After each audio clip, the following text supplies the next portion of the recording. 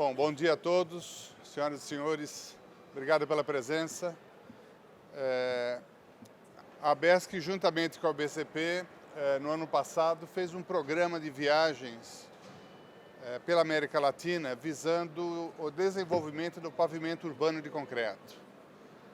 Nós tivemos a oportunidade de visitar o México, o Chile, a Argentina, e vimos que nesses países há vários modelos para a implementação do pavimento urbano de concreto.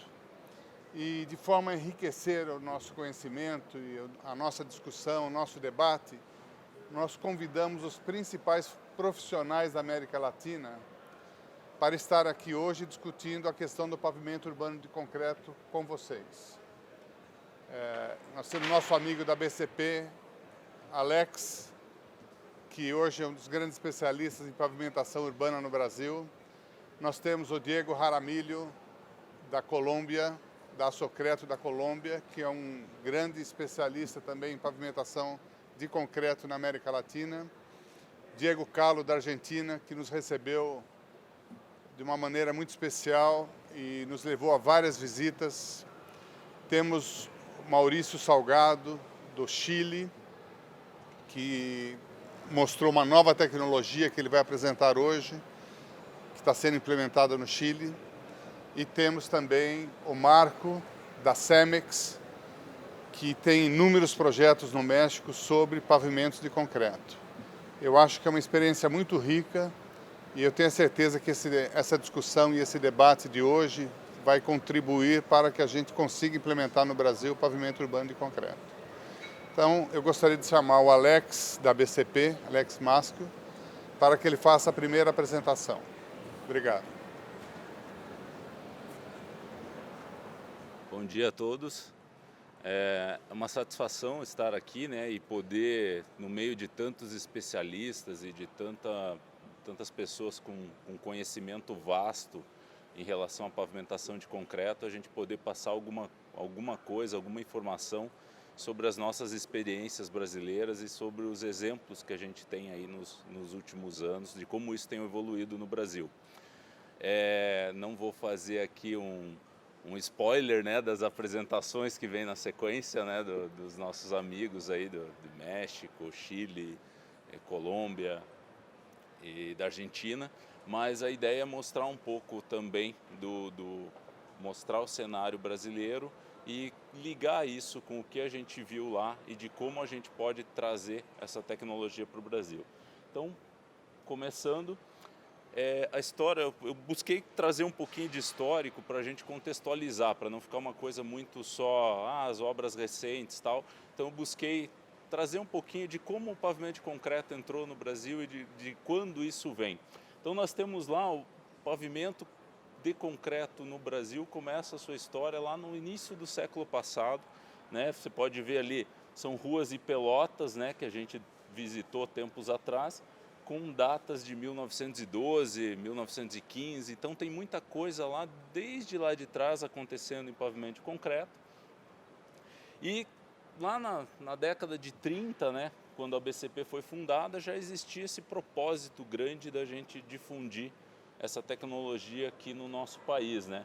Tanto que foi lançado todo esse material, esse folder em 37 com esse objetivo, né, de trabalhar. Que delícia viajar nas estradas de concreto, né? Então uma visão bem humanizada, né, do processo. Isso foi evoluindo de uma forma muito objetiva, né, muito voltada às estradas, né, até a década de 50, 60. A gente teve muitas obras de pavimento de concreto acontecendo no Brasil, tanto na questão rodoviária como também na urbana, né?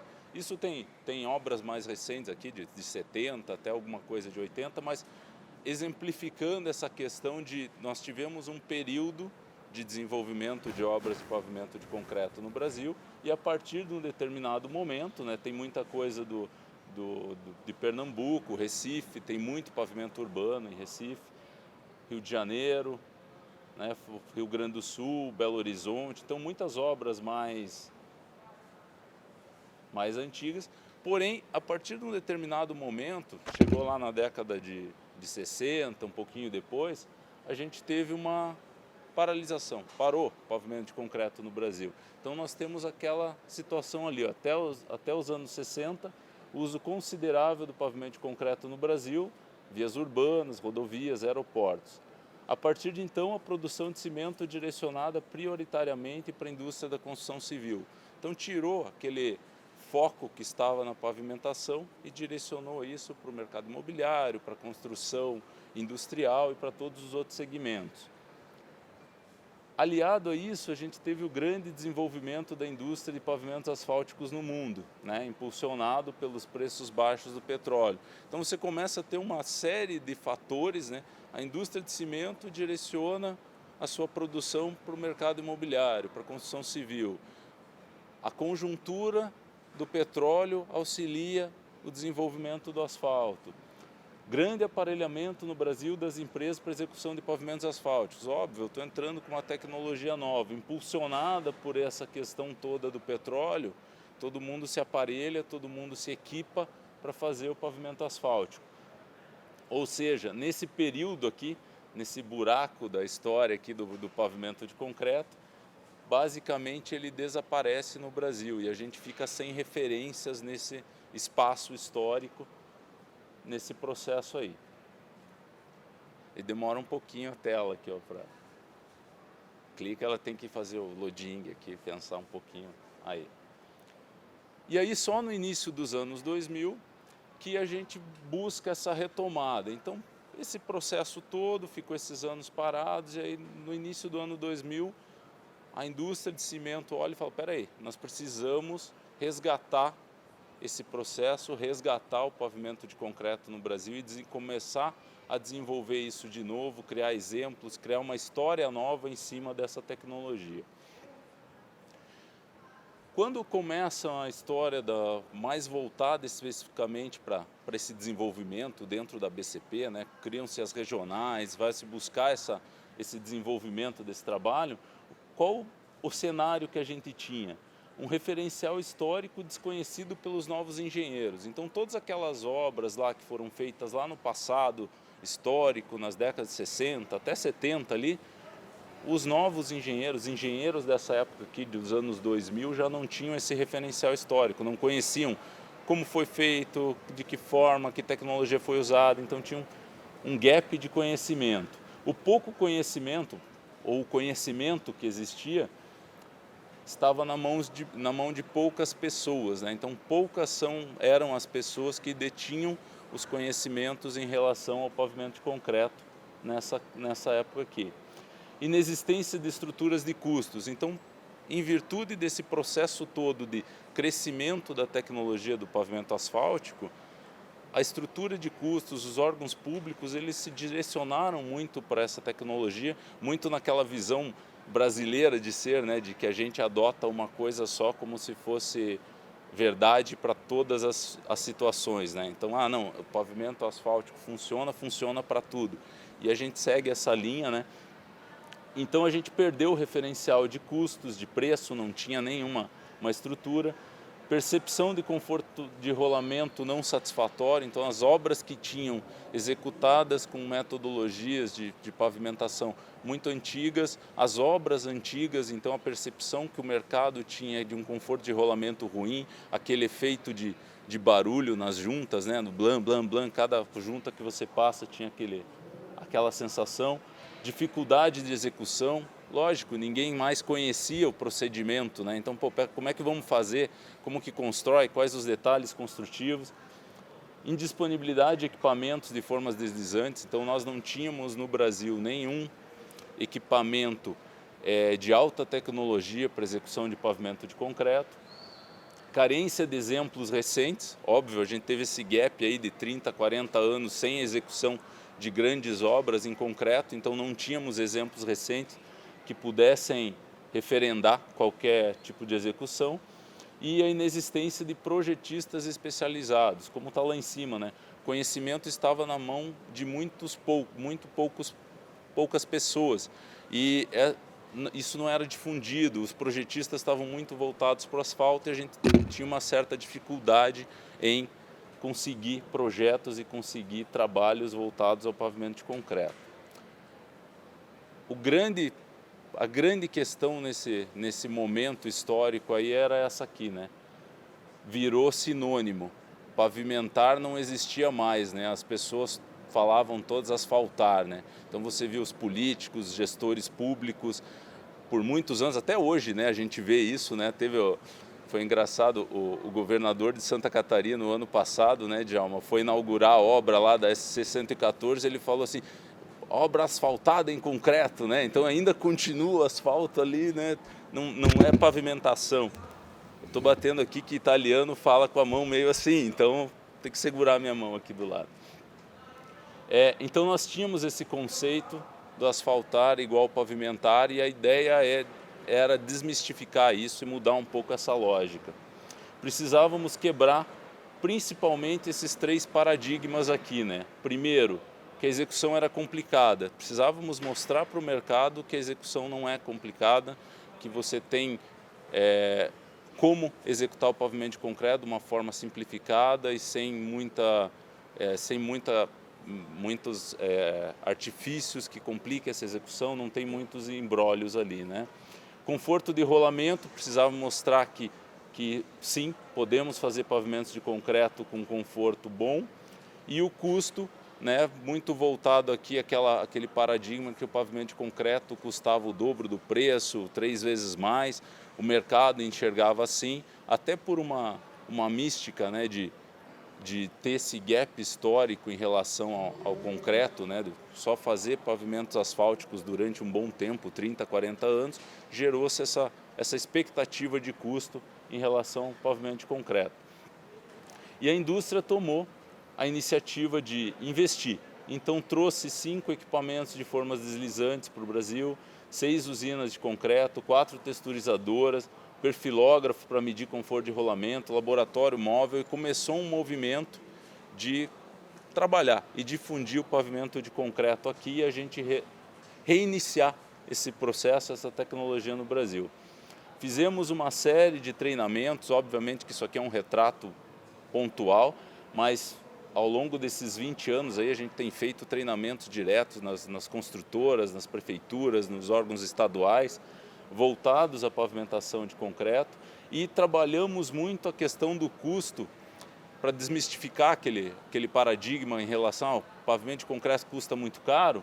A gente focou muito nesse conceito do Banco Mundial, né, de não pensar só no custo de implantação, né, no custo de construção, mas pensar no custo como um todo, tudo que interfere ao longo da vida útil do pavimento, sempre trabalhando a ideia da durabilidade, a ideia de que você, ao longo do tempo, você teria uma economia nos recursos públicos.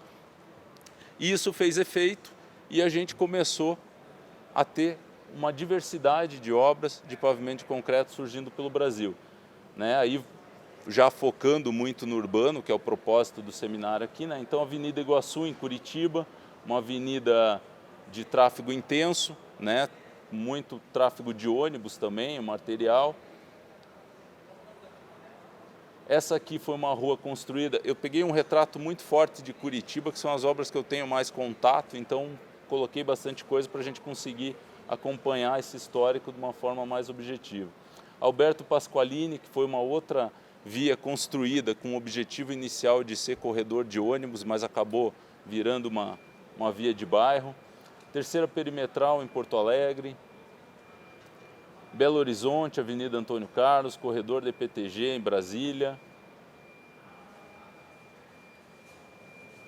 As perimetrais de acesso ao Porto de Paranaguá, aqui foi feito um grande trabalho lá na região com o governo do estado do Paraná, e foram refeitas todas essas vias aqui que ligam até o Porto de Paranaguá.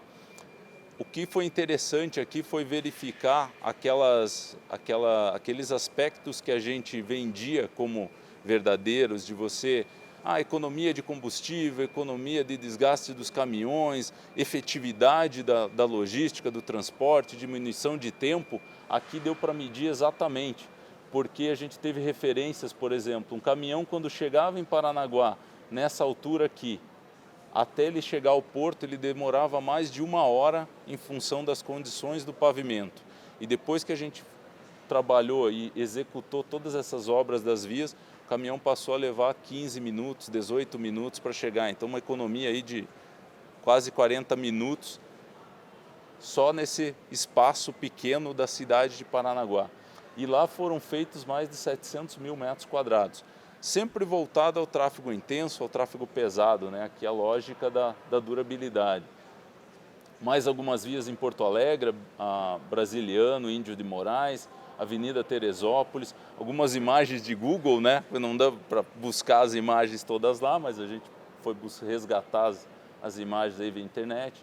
Avenida 9 de Julho, em São Paulo. São Paulo construiu muito corredor de ônibus, né, nesse período desses 20 anos em pavimento de concreto, até pela lógica que nós trabalhamos, né, de focar muito no tráfego intenso, muito no tráfego pesado, e para o corredor de ônibus isso é uma solução, né, o pavimento rígido, uma solução que não tem nem discussão, né, em função da sua durabilidade e das próprias características do pavimento.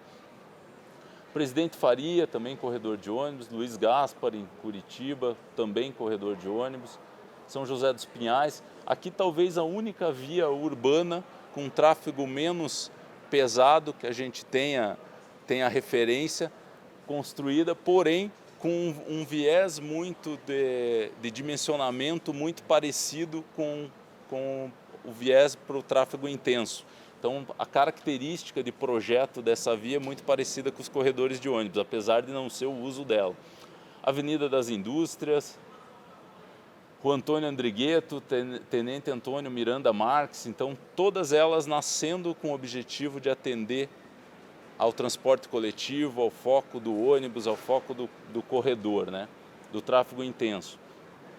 Chegando um pouco mais nos tempos atuais, né? Essa obra aqui é de 2006, 2007, Avenida Mascarenhas de Moraes, e para aqueles que constroem aqui, né, Escapim, vou te dar a dificuldade tamanha dessa obra, você vai perceber, uma obra de 2 quilômetros dividida em 4 lotes, então eu tinha 4 empreiteiras em 2 quilômetros para executar um pavimento rígido com pavimentadora dentro da cidade, então foi um desafio bem interessante.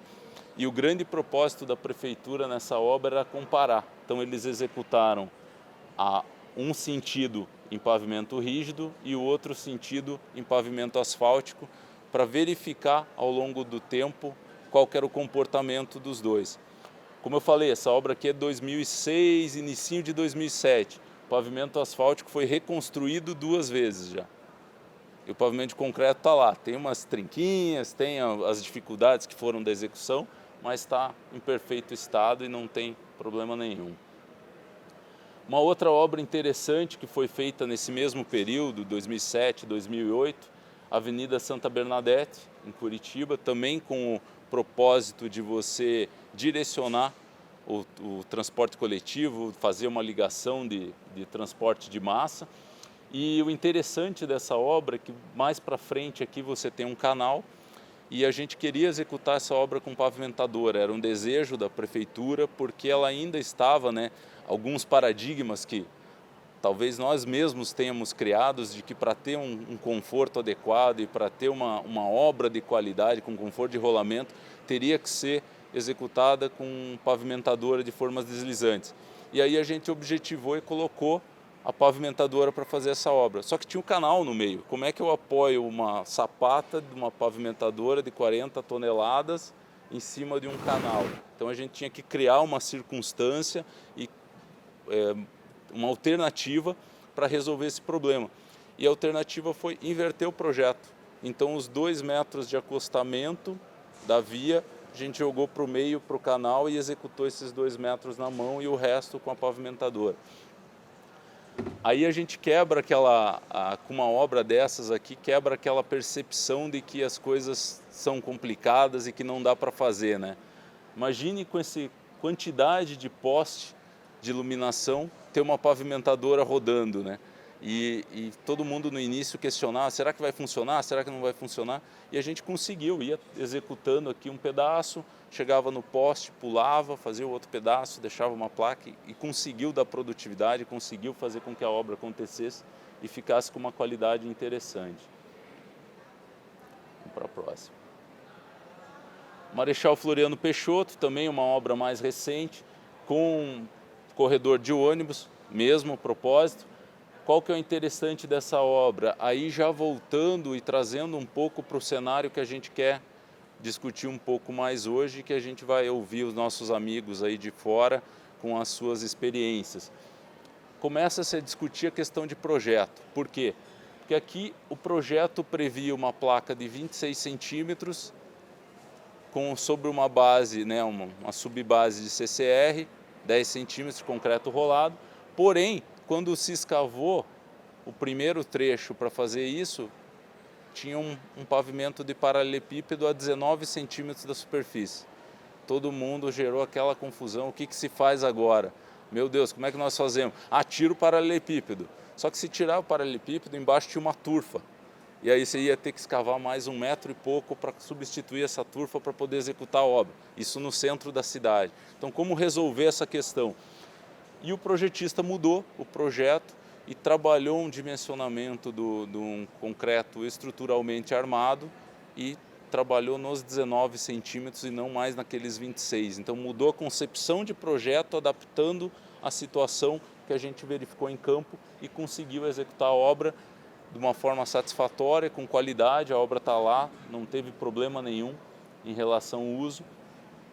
A linha verde, uma obra mais recente, um corredor de ônibus que atravessa Curitiba de norte a sul e está sendo executado em etapas, muito também com o viés do corredor de ônibus, mas uma área de criar o conceito mesmo do metrô de superfície, né, que já vem há tantos anos aí na cidade, mas trazendo para os tempos atuais.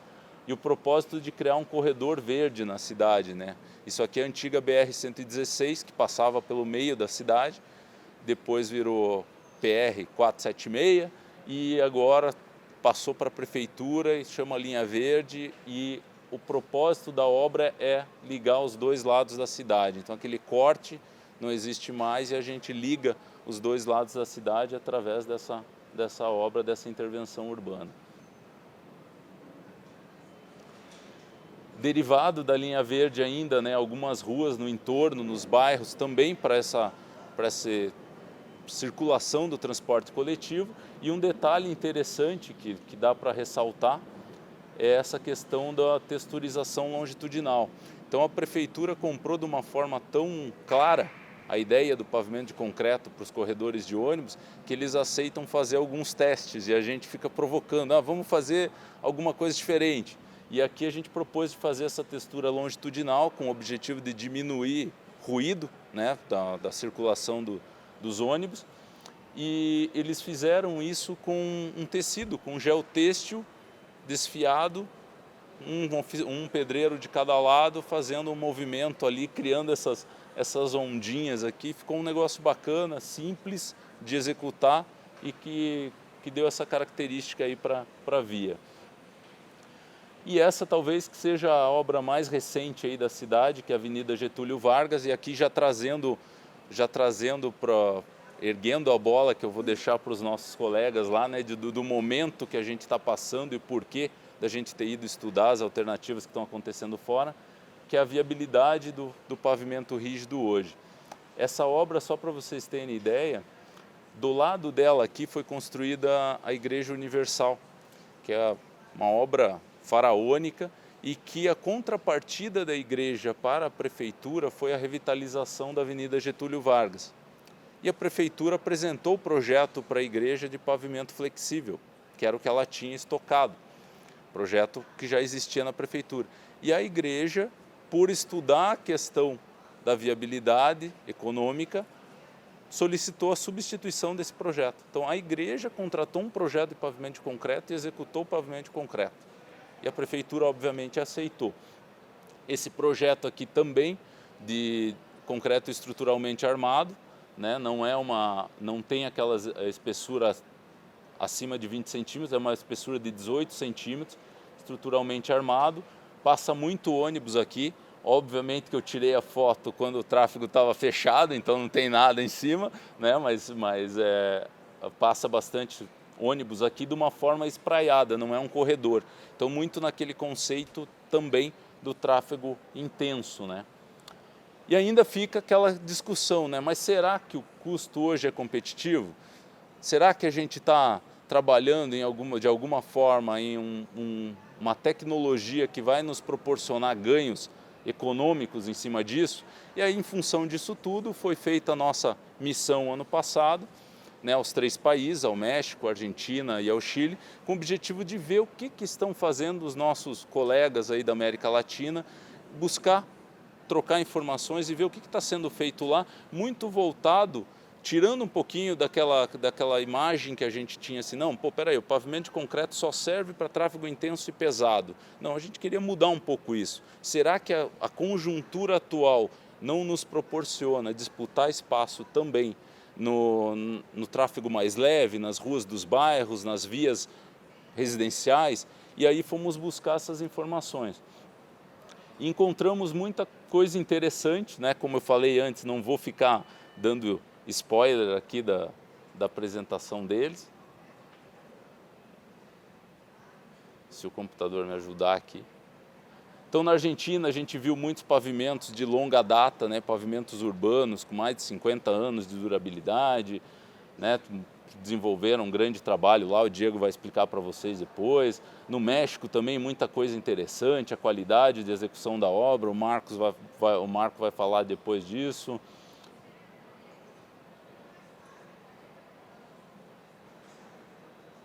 No Chile também muita coisa interessante, a tecnologia das louças curtas, o Maurício vai abordar um pouco isso, as placas menores. E baseado em tudo isso, o que nos chamou muito a atenção é a percepção que todos eles têm em relação à adaptação das soluções para o tipo de tráfego. Então a gente verificou, né, que várias obras com espessuras menores, né, como vocês podem ver ali no celular, e a gente queria trazer essa ideia, essa proposta de estudar essas alternativas para o Brasil. Isso aliado à questão do custo, né? Então você vê o preço do CAP, né, em 10 anos aí subiu 70,87%, o cimento 12%, isso aqui, né, fonte da Agência Nacional de Petróleo, porém quando você joga isso pro mercado, e aí quem constrói aqui vai saber do que eu estou falando, esse aumento dá mais de 200% nos últimos anos, claramente, né? Tanto que você pegar um estudo recente aí que foi feito pela CBIC, mostra lá que foi 108% só no último ano de aumento do preço de asfalto. E com isso a gente falou, pô, temos uma conjuntura interessante. Temos tecnologias com espessuras menores, custo competitivo, vamos trabalhar, vamos tentar estudar alternativas para cá. E fizemos contato com o Maurício lá no Chile, que estudou para nós uma alternativa de um projeto para Curitiba, contato com a CRG Engenharia, que é uma empresa de projetos de Curitiba, que fez também um projeto, e a gente, a partir desses 2 dimensionamentos, começou a estudar custos para algumas vias e para procedimentos do Paraná Cidade e da Prefeitura de Curitiba. E olha a conclusão interessante que a gente chegou. Esse aqui era o projeto do Paraná Cidade que ele recomenda para as obras nas cidades para a qual ele fornece financiamento. Então essa estrutura aqui do asfalto, 5 centímetros, 15 centímetros de brita graduada e 20 centímetros de 4A, né? E a solução em concreto, baseada nesses estudos que foram feitos pelo Maurício e pela CRG, a gente chegou numa estrutura de 13 centímetros de concreto com 15 centímetros de base cimentada. Quando você chega e coloca isso na base SINAP, então a maioria do custo aqui é SINAP, é caixa, que é o que as prefeituras adotam como custo, olhe o resultado. Preço do asfalto, do pavimento asfáltico por metro quadrado 111,61 e o concreto 83,14. Então nós temos 34% mais barato no custo de implantação. Então, a lógica mudou tudo. Então aquele paradigma de que o concreto era mais caro, de que a gente tinha uma condição no longo prazo interessante, aqui você já percebe que não é viável. Quando a gente joga manutenção, isso no longo prazo, o número fica ainda mais afastado, né? 71% mais barato o pavimento de concreto. Como eu estou falando para vocês, aqui não é uma defesa do pavimento de concreto por si só, porque o projeto aqui é um projeto definido pelo Estado. Não foi um projeto que nós fizemos de um pavimento asfáltico ideal para aquela situação. É um projeto que o Estado já tinha. Ele passou o projeto, passou o orçamento e nós fizemos do lado a comparação com o pavimento de concreto. Na sequência disso, surge um outro estudo na cidade de Lages, Santa Catarina, que o prefeito procura nosso colega Djalma, fala assim, pô, eu tenho recurso captado, tenho várias obras aqui que eu quero fazer, 11 ruas, e eu preciso que vocês estudem se o concreto é viável ou não nessa via.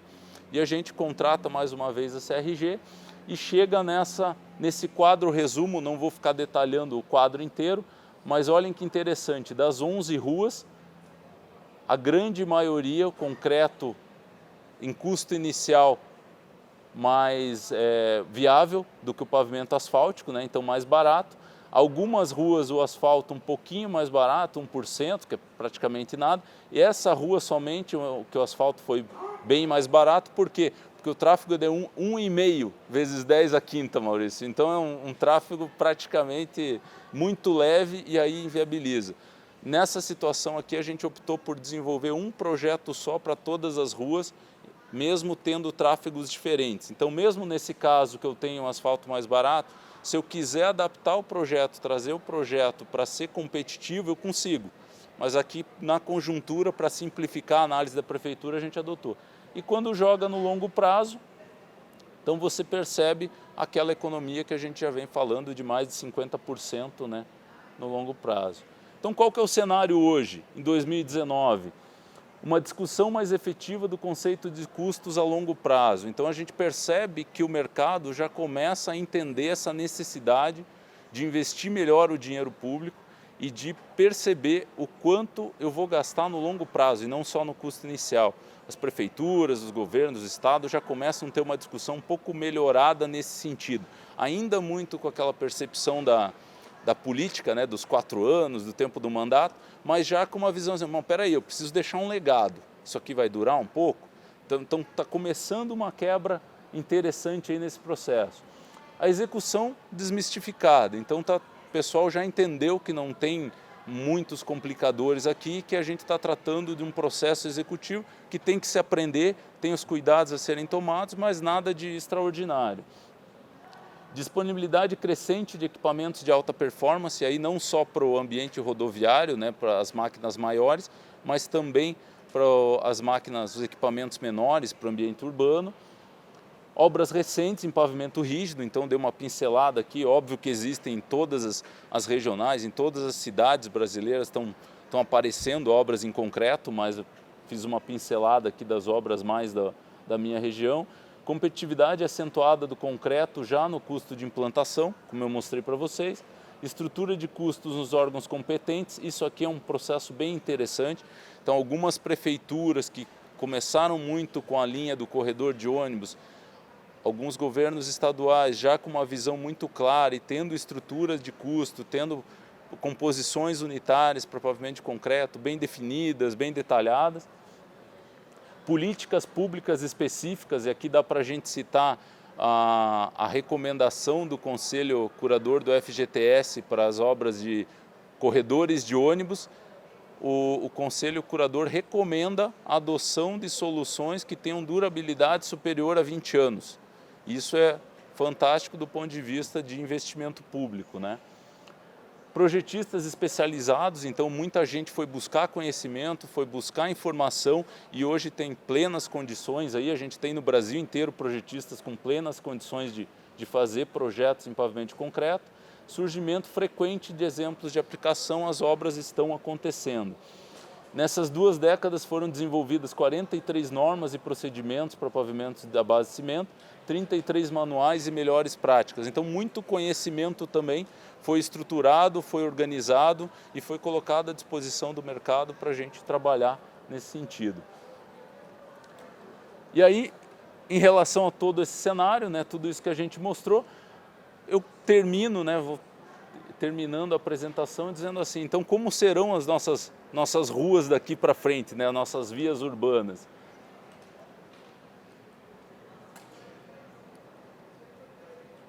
Será que elas vão ser assim, no retrato do que a gente tem hoje, né, nas nossas vias, né, Maurício? Será que isso é só no Brasil, Maurício?